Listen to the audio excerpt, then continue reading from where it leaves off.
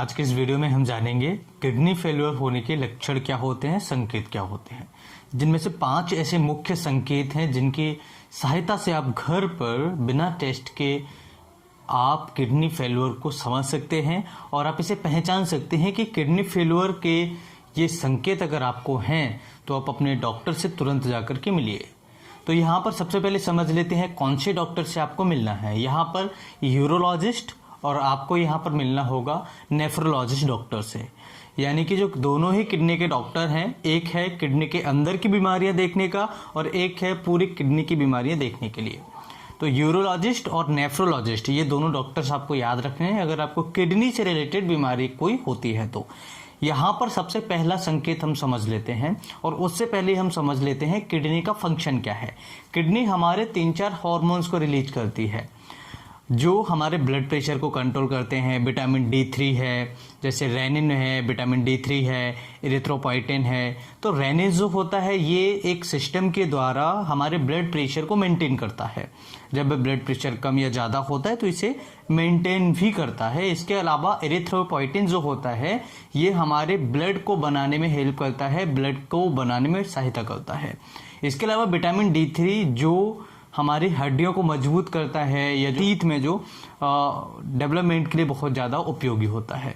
इसके अलावा बहुत सारे फंक्शंस हैं जैसे कि वेस्ट मटेरियल को बाहर निकालना, किडनी से शरीर से बाहर फेंकना, जैसे केमिकल्स हैं, टॉक्सिन्स है और जो मेटाबोलाइट्स वगैरह हैं। काफ़ी सारी ऐसी चीज़ें होती हैं जिनको यूरिन के थ्रू, पेशाब के थ्रू ये हमारे किडनी से हमारे शरीर से बाहर निकाल देता है, जिससे हमारा शरीर एक अच्छे तरीके से काम करता है, हमारा ब्रेन अच्छे तरीके से काम करता है।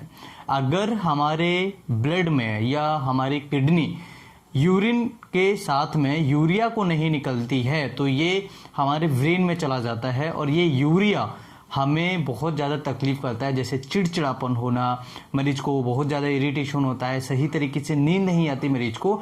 ऐसी समस्याएं यूरिया की वजह से हो सकता है और ये हमारे दिमाग को इनकेफेलोपैथी भी कर सकता है, जिसे हम यूरेमिक इनकेफेलोपैथी या इंसेफेलोपैथी कहते हैं। तो यहाँ पर यूरेमिया एक अपने आप में साइन है। अगर किसी का यूरिक एसिड या यूरिया वगैरह किसी का बढ़ रहा है तो ये किडनी फेल्योर का साइन है। जो सिम्टम्स है ये अगर कंटिन्यूसली किसी का बढ़ता है तो ये सबसे पहला सिम्टम्स है किसी भी मरीज के लिए। दूसरा लक्षण है कोई मरीज पेशाब कम जाना, जिसे हम ऑलिगोयूरिया कहते हैं। अगर कोई मरीज नॉर्मली 500-600 ml से नीचे पेशाब जाता है तो इसे हम एलोगीरिया कहते हैं। और अगर कोई मरीज 100 ml से नीचे जा रहा है, यानी कि 24 घंटे में केवल 100 ml तक ही वो पेशाब करने जा पा रहा है, तो ऐसी कंडीशन में उसे हम कहते हैं एनुरिया। तो ये दोनों कंडीशंस वीक किडनी फेल्योर का एक लक्षण है। तो यहाँ पर किसी मरीज को अगर किडनी से संबंधित परेशानी है और वो पेशाब केवल दिन में 1 बार या 2 बार जा रहा है, सही तरीके से 1 बार भी नहीं जा पा रहा है, यानी कि 100 ml से नीचे जा रहा है, तो इसे हम एनुरिया कहते हैं। और पेशाब जो नॉर्मल हमें जाना चाहिए, यानी कि कोई एक आम व्यक्ति को जो हेल्दी है, जिसको किडनी से रिलेटेड कोई भी बीमारी नहीं है, तो उस मरीज को कम से कम दिन में 500 से 600 ml यूरिन पास आउट उसको हो जानी चाहिए। तो यहाँ पर ये हमें पॉइंट याद रखना होगा पेशाब का। इसके साथ में तीसरे नंबर पे अगर किसी मरीज को पेशाब पीली आने लगे, बहुत ज़्यादा पीली आने लगे, या फिर उसके अंदर ब्लड आने लगे, उसमें बहुत ज़्यादा बदबू आने लगे, इसके साथ में मरीज को बहुत ज़्यादा तकलीफ होने लगे, पेशाब करते समय दर्द होने लगे, इस तरह की अगर समस्याएं आती हैं तो ये भी किडनी फेल्योर का तीसरा लक्षण होता है। इसके अलावा चौथा जो लक्षण होता है वो होता है किसी मरीज को एल्बुमिन कम होता चला जाए। अगर किसी मरीज का एल्बुमिन शरीर में कम होता जाएगा, इसका मतलब है कि किडनी हमारी एल्बुमिन को नहीं रोक पा रही है। जब किडनी के द्वारा एल्बुमिन ज्यादा निकलता है उसे हम कहते हैं एल्बिनूरिया। जब एल्बुमिन कम हो जाता है शरीर में तो हमारे शरीर में सूजन आने लगती है शरीर के अंदर, जैसे कि आंखों के चारों तरफ पेरिऑर्बिटल, जो जिसे हम नॉर्मली कहते हैं कि आंखों की सूजन होना, आंखों के नीचे स्पेशली सूजन हो जाती है, ऊपर भी सूजन हो जाती है। इसके अलावा पेट में पानी भर सकता है। इसके अलावा आपके हार्ट में, आपके लंग्स में पानी भर सकता है। जब पानी ज्यादा भर जाता है तो इसे हम कहते हैं वाटर रिटेंशन। और ये होता क्यों है? क्योंकि जो सोडियम पोटेशियम वगैरह है उनको भी किडनी सही तरीके से मैनेज नहीं कर पा रही है। तो वाटर रिटेंशन अगर किसी मरीज को होता है तो इसके कारण हमारे शरीर में क्या होता है, सूजन आने लगेगी, हमारी आंखों के चारों तरफ सूजन आने लगेगी, फेफड़े में पानी भरेगा तो सांस लेने में तकलीफ या फिर बहुत जल्दी हांफनी आ जाएगी। ठीक है, और अगर हार्ट से रिलेटेड बीमारी होती है तो हार्ट में भी ये सूजन कर सकता है, हार्ट फेल कर सकता है, क्योंकि पानी अगर शरीर में रुकेगा तो ये क्या करेगा, हार्ट हमारा प्रॉपर तरीके से पंप नहीं कर पाएगा। जब प्रॉपर तरीके से पंप नहीं होगा तो क्या होगा, हार्ट पर ज़्यादा लोड पड़ेगा और ब्रेन पर भी ज़्यादा लोड पड़ेगा, तो ये समस्या हार्ट से संबंधित उसको लक्षण देखने को मिलने लगेंगे। तो ये होता है चौथा लक्षण। इसके अलावा मरीज को एंकल्स पर, यानी जो हमारे तलवे होते हैं उसके ऊपर जो जॉइंट्स होता है, एंकल जॉइंट्स जिसे हम बोलते हैं, वहां पर भी आपको सूजन देखने को मिल सकती है।